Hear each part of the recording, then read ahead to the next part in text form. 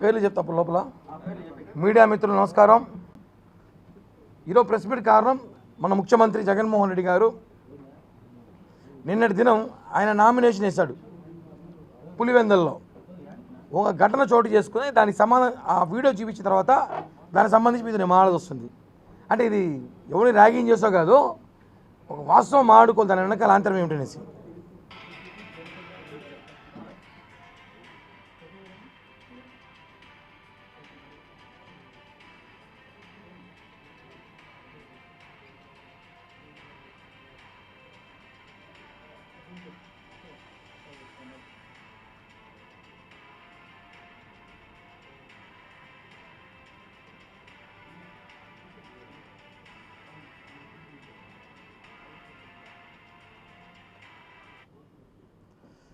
అందరూ చూసాం. అందులో సాక్షాత్తు 5 సంవత్సరాలుగా పరిపాలించిన మన ముఖ్యమంత్రి జగన్మోహన్ రెడ్డి గారు ఆయన జేబులో పెన్ను ఉంది.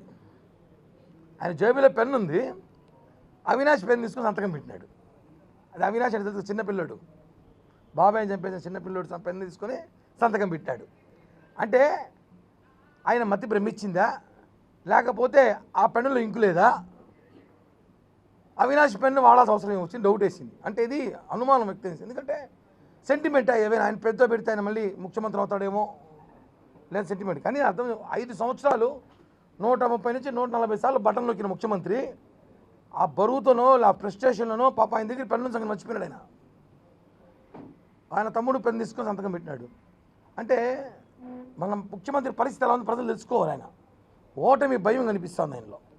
ఆయన ఓడిపోతున్న భయంలో ఆయన జేబులో ఉన్న మౌంట్ బ్లాంక్ పెన్ను కూడా ఆయన మర్చిపోయి పక్కన ఉన్న ₹2 రీపులు తీసుకుని సంతకం పెట్టినాడు. అంటే రీపులకు ఉన్న వాల్యూ కూడా మౌంట్ బ్లాంక్ లేదా? అంటే అవినాష్ దగ్గర ఉన్న పెన్నుకు కూడా జగన్మోహన్ రెడ్డి పెన్ను పవర్ లేదా రాసేయడానికి? 5 సంవత్సరాలు ముఖ్యమంత్రిగా ఉండి మీరు ఏమీ సాధించలేదని చెప్పడానికి ఆ పెన్నే యాక్షన్. ఆ పెన్ను తీసినట్టాడు నాకు నుంచి. ఇప్పుడు షర్టు తీసి షర్టు వేసుకుంటాడు, మళ్ళీ షర్టు వేసుకుంటాడు.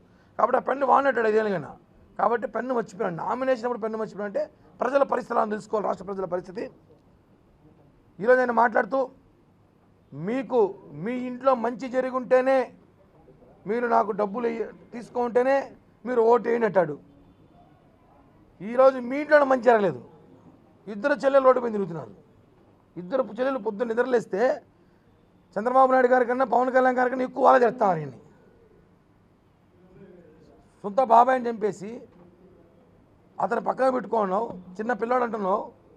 ఈరోజు సొంత చెల్లెలు బయటకు వచ్చి మీ ఇంట్లో మంచి జరుగుంటే ఓటేయనప్పుడు మీ ఇంట్లో మంచి జరగలేదు, మీ ఎలా ఓటేయాలి? మీ ఇంట్లో కరెక్ట్గా లేనప్పుడు మేము ఎలా ఓట్లేయాలి ప్రజలు అడుగుతున్నాం. రాష్ట్రంలో రౌడీ పరిపాలన, గూండాలు రాజ్యం వెళ్తున్నారు.